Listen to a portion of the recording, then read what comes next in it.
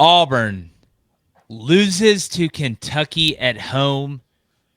Is this finally the end of the Hugh Freeze era, the Hugh Freeze epidemic, the Hugh Freeze pandemic, the Hugh Freeze plague? Well, we'll get into it. Blaine Crain, former Western State Colorado wide receiver, David Cohn, former Michigan quarterback. And actually, David, I want to start with you. Kentucky wins 10-3. Uh, I I don't even know how to describe the offensive performance from Auburn, other than pathetic. Is the only phrase I can use. There's just no way that Hugh Freeze survives this, right? I mean, from an outside perspective, obviously, you're looking at Michigan, you're looking at everything that you're involved in. That there's no way Hugh Freeze survives this, correct? Am I crazy? Well, it's an interesting dynamic because a week ago we were figuring out scenarios where they could possibly win out and they had just beaten Arkansas. And hey, if you can beat Alabama at the end of the year in the Iron Bowl, that's Yeah. always a big win. But yeah, we keep saying the same thing, which is I just don't think you can be this imbalanced, particularly on the side of the ball that you're an expert at. Auburn is just too good on the defensive side of the ball to be 4-5 and 1-5 in the SEC. Like they are very competitive on the defensive side of the football. Quite frankly, if this game had gone the other way, I'd be saying something similar about Kentucky, But that's one of the things about playing in this league is there's a lot of really good players, a lot of really good coaches, a lot of really good teams, and someone has to win them. There's a zero-sum game, and unfortunately, right now it seems like Auburn's at the bottom of the barrel of this league. Yeah, Blaine. Very rarely have I ever been embarrassed, and if anybody watches this show, they know obviously everybody's a fan of somebody. We always kind of say who we're a fan of. It doesn't affect our analysis, but obviously if you're not a fan of somebody, I think you should be investigated from the FBI. But very rarely have I ever been this embarrassed to be an Auburn football fan. And I say embarrassed because I advocated for Hugh Freeze, and that was wrong. Obviously, he's not the guy to do it. But just how far Auburn has fallen, and the disrespect that this coaching staff, the coaching staff previously, has brought on the university. I mean, raw emotion. I mean, where are you at? Well, I want to start off like this. What a great win for Kentucky Yeah, and Mark Stoops to go on the road with not a conference win. Your defense, you've looked bad all year, and to go get a win in a hostile environment, that's huge. On the other side of the ball, Hugh Freeze should be fired before the headset even comes off. I come on here every single Saturday after an Auburn game and preaching the same thing. It's beyond disgusting. It's embarrassing. You're in year 3 with talent, and it's still this bad with a defense that you have. One of the best defenses in the SEC, in my opinion. And you just scored 3 points against Kentucky. Kentucky, right? $15 million buyout.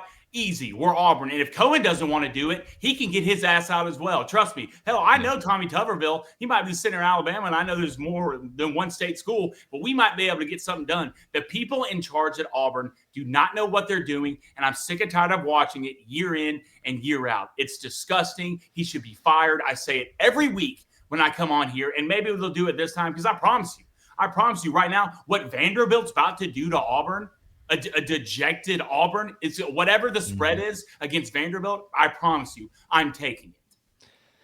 yeah, and look, we've talked about Mark Stoops. What the Kentucky job means. Obviously, what he's done and what he's meant to that university, and it's not like it's been a great year for Kentucky.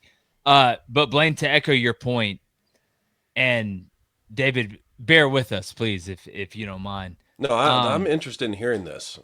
It's Particularly just when you're accepting blame for recommending Hugh Freeze, like yeah, yeah.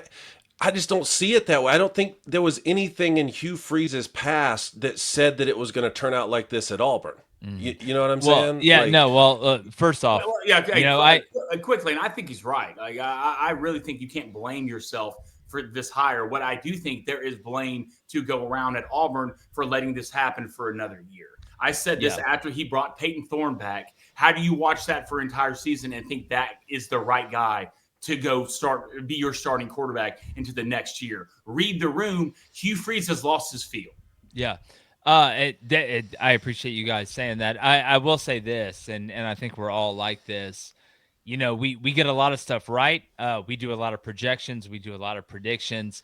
But I think it's important that when we're wrong, there's some outlets and some other shows that, when they're wrong, they just gloss over it and try and patch it up with what was right. And look, you look at the cycle of coaches that Auburn had a choice to choose after Lane Kiffin turned him down. We've all seen obviously the E60 story on that and everything else. So I appreciate it, but I will always, I feel like I'm right a lot. I feel like you guys are right a lot, but when I'm not right, I will sit here and say, hey, look, I was wrong on it. And I was wrong about Hugh Freeze. And before I go into this, I do want to say, obviously the health stuff with him, I hope everything is figured out, the cancer diagnosis and that stuff. I know it obviously has an effect. But I want to just put the football coaching and the development in the forefront. He has been an absolute failure. Let's just be honest. Let's be real with ourselves. Hugh Freeze has been an absolute failure at the thing he was supposed to be the best at. And on the recruiting front, Auburn's recruited pretty well. But it makes it worse when you don't succeed on the field, because that's the whole point. I've seen coaches win more with less. Yeah, well, it's Hugh Freeze has lost his fastball. He's lost his ability to call plays. He's lost his ability to diagnose an offense. And this is coming from a guy that the first ever interview I did when David Cohn just started being the video production guy with the J-Boy show before we melded together was with Hugh Freeze at Liberty. And he brought out this folder. That's right. And went through, all these things that he's telling these guys. But and listen, I understand, there's more than just winning games. It's creating good people and stuff like that. But when you get paid this amount of money at a place like Auburn, you're supposed to win games. And you failed us. You failed all of us. And you controlled it. You can't call plays. You can't recruit quarterbacks. You can't evaluate quarterback personnel. You should be fired. And to be honest with you, I don't think anybody else should hire this guy. And I'm not saying that as some personal animus. It's just when you have lost what you are best at, you should not be in charge of coaching anybody else. It's past them. Auburn should be past them. If John Cohen doesn't make this decision, they should fire John Cohen as well. It's just an embarrassment to anybody that's involved with the university. I don't know another way to put it, because I'm not going to gaslight Blaine people into thinking this is something it's not, even though I said at the time within that cycle, and when you go back and look at the cycle, that would be the best guy. He just failed us. He just failed. Excuse me if I keep looking up. I'm watching the Oklahoma-Tennessee game right in front of me. See, this isn't personal. We just can't make this personal. Look, we tried a guy and it didn't work. Yeah. All right. And sooner or later, you have to know when to move on. You have to know when the time is the time. And now it is. There's not a better time. There's not. It's not like Hugh Freeze has a $70 million buyout, guys. Yeah. It's $15 million. And I'm sure Hugh would make some adjustments to it if he wants to. Look, whether he gets hired somewhere else, I don't know. If he wants to coach and he gets hired somewhere else, good for him. I don't know what the health situation is. To me, that doesn't matter. Coaching is a result-based business. That's what it is. At Auburn, you get paid millions of dollars, okay, with a nice house, nice truck, probably a great backyard, maybe a pool. Yeah. Who knows? Can get golf lessons on Thursdays. To go win football games. And okay? We know, Hugh. We know. Believe me, we know. That's what your job is to do. And that also comes with creating great people and all that stuff. Blase. Your job is to go win football games, and you have failed at that job. And not only have you failed at that job, it'd be different if Auburn was losing 44-41 or 36-37. They just lost. Auburn just scored 3 points against Kentucky at home. You average less than a point a quarter at home against Kentucky.